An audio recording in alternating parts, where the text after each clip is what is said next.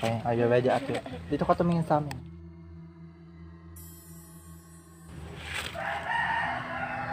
Okay, so ito naman si Chloe. So ikaw, first question, naniniwala ka ba sa multo? Hindi. Hindi. Bakit hindi? Explain to me. Kasi takot ako sa multo. Takot ka sa multo, Oo. pero hindi ka naniniwala? Totoo ba yan? Oo. Okay. Bakit ka takot sa multo? Since hindi ka naman naniniwala, ba't ka Kasi- natatakot? Una, may nakakatakot yung tito ko. Yung walang mata. Okay, ito seryoso. Yung walang nawalan ng mata yun. Ha? Yung tito ko. Ay, oo, tama. Oo.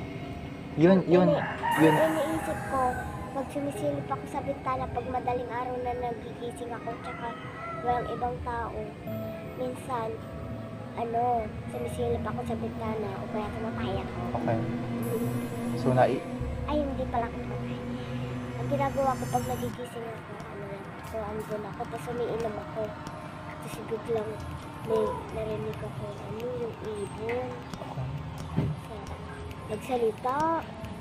Joke lang. Sumilip ako na sa bintana, tapos nag-CR ako. Okay. Kasi mag-iilabos ako. Ang iniisip ko, kaya hindi na ako pumasok. Kasi ang iniisip ko, baka pag sarado ko ng pinto sa likod ng pintuan, Makikita mo siya. o Wow. may dalang kutsin. Pero, Ay, hindi. Ah. Baka magulat ako. pero nagpaparamdam pa ba yun sa inyo? Hindi ko alam. Sa panaginip gano'n din? Wala ka napapanaginipan about sa kanya? Papanaginipan ko naman siya. Kasi minsan, nagpapanaginip yung mga patay. Minsan yung napapanaginipan ko sa kanya yung pagtulog ako, Okay.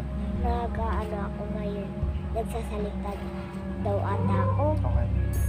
Tapos yung ngayon namatay siya, kumakatok daw siya sa bahay. Pagkabukas ko, akala ko si mama ko. Tapos, bigla ko siya nakita sa panaginip ko. Totoo yan. Ipit niya yung isang mata niya. Totoo yan. Tapos, Isa pa